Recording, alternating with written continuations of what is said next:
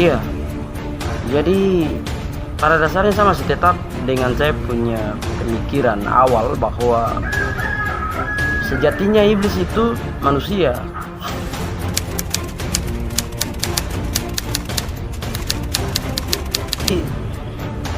Lucifer sendiri ini kemungkinan besar adalah sebuah fantasi rohani dalam pikiran ahli-ahli tafsir di benua biru.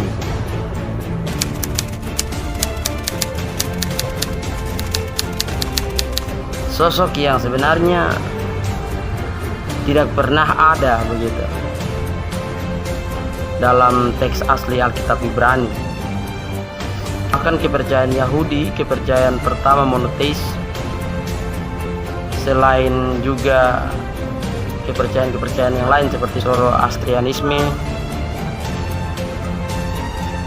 kepercayaan-kepercayaan ini tidak pernah mengenal tentang yang namanya Lucifer begitu.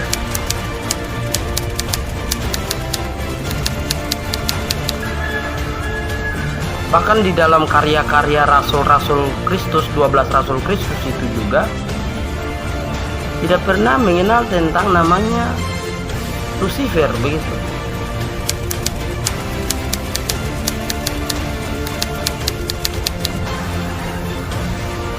Nah, kata Lucifer sendiri baru muncul pada abad ke-4 Masehi.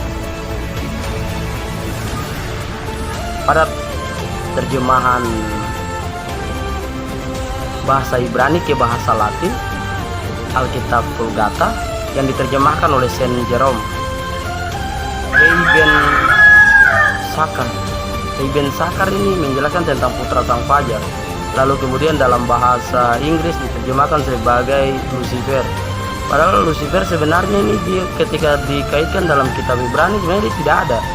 Abad ke-4 Masehi baru mereka kenal. Saint Jerome taruh putra fajar itu, putra terang itu, pembawa terang itu sebagai Lucifer di situ, di dalam teks Yesaya 14 ayat 12 itu.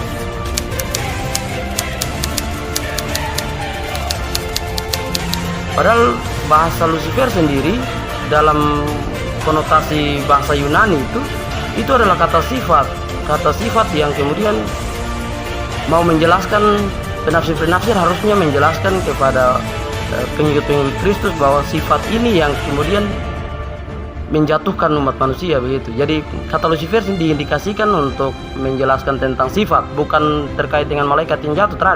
Terhadap pernah orang pakai malaikat yang jatuh itu, cuman karena hasil fantasi penerjemah Alkitab di benua biru di Eropa yang kemudian bawa dia sampai hari ini diterjemahkan lagi oleh penyair-penyair, penerjemah-penerjemah, bahkan penafsir-penafsir Alkitab modern, bahwa itu sebagai iblis atau setan atau malaikat yang dibuang dari sorga turun. Padahal ini sifat, kata sifat dalam kasus bahasa Yunani itu dia bukan kata kerja, dia bukan kata benda, dia bukan kata yang lainnya, tapi dia kata sifat. Itu dia.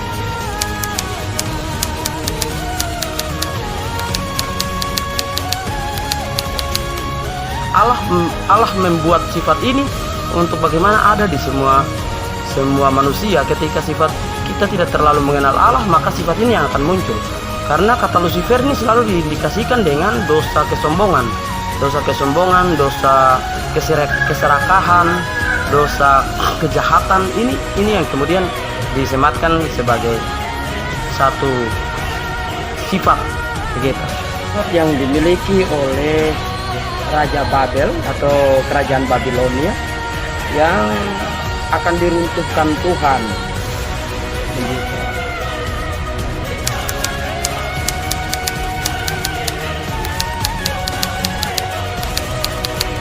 Makanya siapa saja yang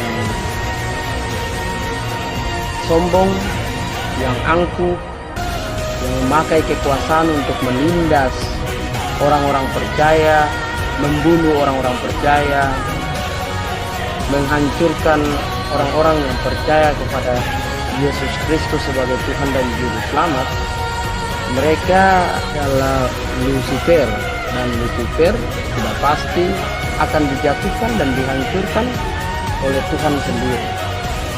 Itulah maksud Yesaya dalam bab atau pasal